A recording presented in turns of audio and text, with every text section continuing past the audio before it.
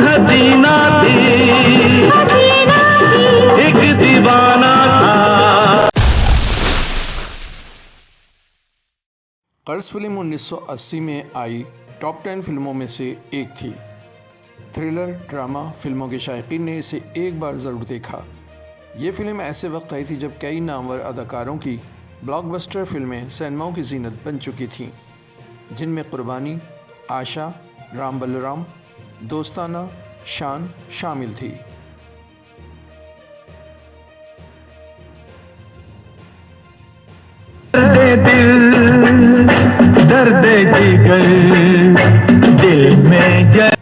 Film की कहानी साजिश के तहत होने वाले कई वाक़यात का मुरक्कब है, जिसमें कई मासूम अफराद जायदाद के मामले को लेकर कई साजिशों का शिकार होते हैं। कहानी हिंदुआनी अक़ीदे के मुताबिक दूसरे जन्म को लेकर बनाई गई, जो पहले जन्म में रवि के कत्ल केस पर पर्दा डालते हुए बंद करा दिया जाता है, मगर बाद अज़ां यही केस दूसरे जन्म में मॉन्टी के ज़रिए ओपन किया जाता है। केस की तहकीक अमल में लाई जाती है और इन तमाम साजिशों के पीछे कारफरमा कामिनी का राज फाश हो जाता है। साथ ही कामिनी अपने कैफरे किरदार तक पहुंचती है। पूरी फिल्म मॉन्टी, कामिनी और रवि के गिर्द घूमती है, जबकि बाकी मानदा किरदारों को सपोर्टिंग किरदारों के तौर पर लिया गया।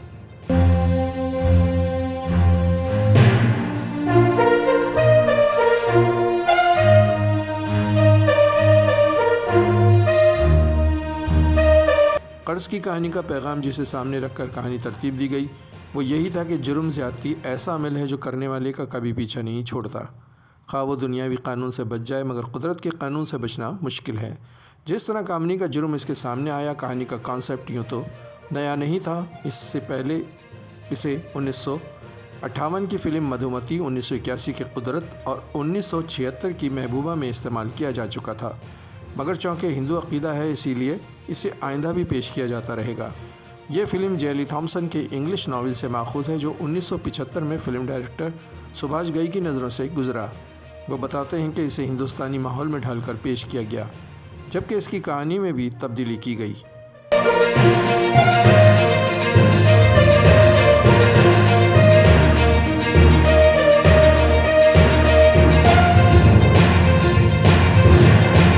कर्ज फिल्म को भारत के तमाम सिनेमाओं पर 1980 को रिलीज़ किया गया था और ये फ़िल्म जिसकी तमाम तर शूटिंग मुंबई और उसके गर्दोनवा के इलाक़ों से अमल में लाई गई, एक दिलचस्प और कामयाब फ़िल्म साबित हुई, जो कि एक ड्रामाई थ्रिलर और मोहब्बत का इम्तिजाज रखे हुए थी। मरकज़ी किरदारों में मॉन्टी के किरदारों में ऋषि कपूर, कामिनी के नेगेटिव किरदार को सिमी ग्रेवाल ने निभाया, जबकि रवि का किरदार राजकरण ने अदा किया। इसके अलावा टीना मुनियम ने टीना, परान ने कबीरा के अहम किरदार अदा किए, जबकि दीगर कास्ट में प्रेमनाथ, दुर्गा खोटे, अभा ढोलिया, जलाल आगा, पंचू कपूर, इफ्तिखार, अरुणा ईरानी, मुकरी व दीगर अदाकार शामिल थे।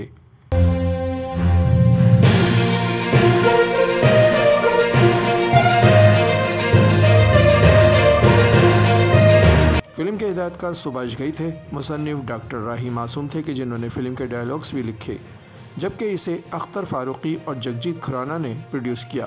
फिल्म के तमाम स्टार्स में सबसे ज़्यादा सिमी ग्रेवाल ने मुतासिर किया और उनको हद दर्जे पजीराई हासिल हुई थी। पुरकशिश शख्सियत के साथ उनका मनफी किरदार उनके लिए फ़ायदेमंद साबित हुआ, मगर उन्होंने एक मौके पर कहा था कि वो आइंदा नेगेटिव किरदार अदा करना नहीं चाहेंगी। इस किरदार से जहां शोहरत हासिल हुई, वहीं कई परेशानियों का शिकार भी उन्हें होना पड़ा, ताहम उन्होंने उसकी वजाहत नहीं दी। टीना मुनियम, जो अपने इस किरदार से मुतमईन नहीं थी, उन्होंने अपने एक इंटरव्यू में बताया था कि उनके लिए इस फिल्म में करने के लिए कुछ था ही नहीं। पर फिल्म की कहानी अदाकारी जहां जानदार रही और शोहरत जिसका मुकद्दर बनी, वहीं उसकी मौसीकी ने भी उरूज पाया।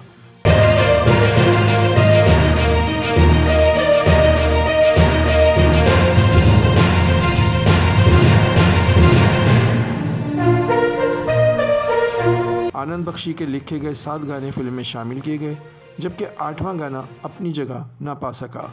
फिल्म का टाइटल सॉन्ग ओम शांति ओम दुनिया भर में सबसे ज़्यादा सुना गया, जबकि दीगर गानों में दर्द दिल, दर्द जिगर और एक हसीना ने भी अपना मुकाम बनाया। मौसीक़ार लक्ष्मीकांत प्यारेलाल थे कि जिन्होंने मोहम्मद रफ़ी, किशोर कुमार, लता मंगेशकर, मन्ना डे, अनुराधा पौडवाल और आशा भोसले की आवाज़ से इन गानों को सजाया।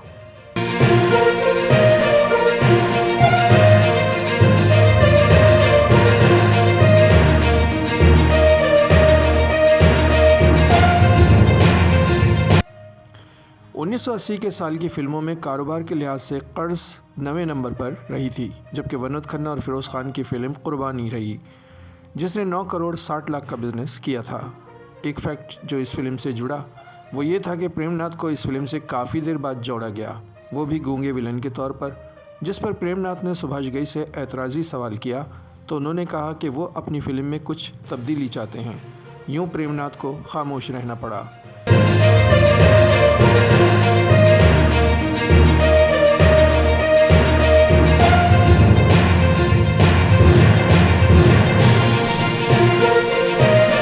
एक फैक्ट ये भी रहा कि सिमी गरवाल अपनी नेगेटिव किरदार को लेकर नर्वस रहीं।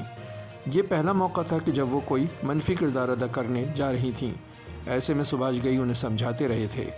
आधी शूटिंग हो जाने के बाद सिमी अग्रवाल का एतमाद बहाल हुआ तो उन्होंने हंसते हुए सुभाष घई से कहा, आपने तो मुझे विलन बनाकर ही छोड़ा।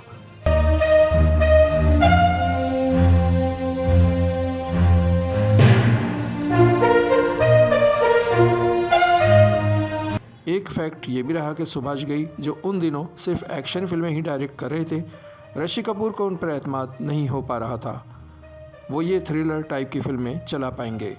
ऋषि कपूर जो उन दिनों अपने कैरियर की तरफ से बहुत एहतियात बरत रहे थे, कई बार अपनी परेशानी की वजह से सेट पर आने से कतराते रहे। ऐसे में सुभाष घई ने उनके भाई रणधीर कपूर से ऋषि कपूर को समझाने के लिए कहा।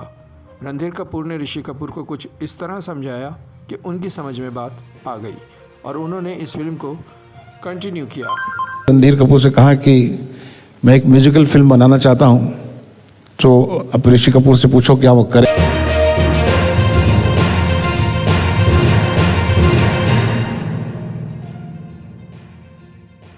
फिल्म कर्ज जो कामयाबी के पायदान पर मज़ीद ऊपर आ सकती थी, सुभाष घई से ये गलती हो गई कि इस फिल्म को कुर्बानी के साथ ही रिलीज़ कर दिया गया, जिसका उन्हें बाद में एहसास भी हुआ।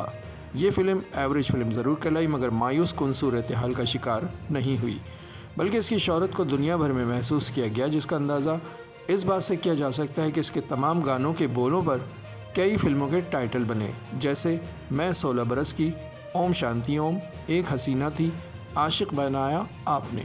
जबकि 2008 में हमेश रेशमिया ने इस फिल्म का रीमेक कर्ज के नाम से भी बनाया।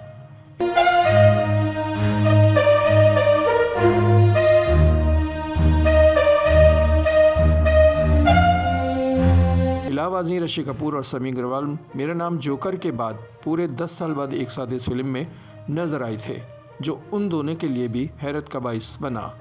फिल्म का बजट 1980 की करेंसी के लिहाज से 1.5 करोड़ का रखा गया था, जबकि फिल्म ने बॉक्स ऑफिस पर 3.5 करोड़ का बिजनेस किया। एक फिल्म फेयर अवार्ड मौसीकी के शोबे में अपने नाम किया, जबकि दीगर शोबों में इसे नॉमिनेट किया गया था, मगर अवार्ड से ये महरूम रही।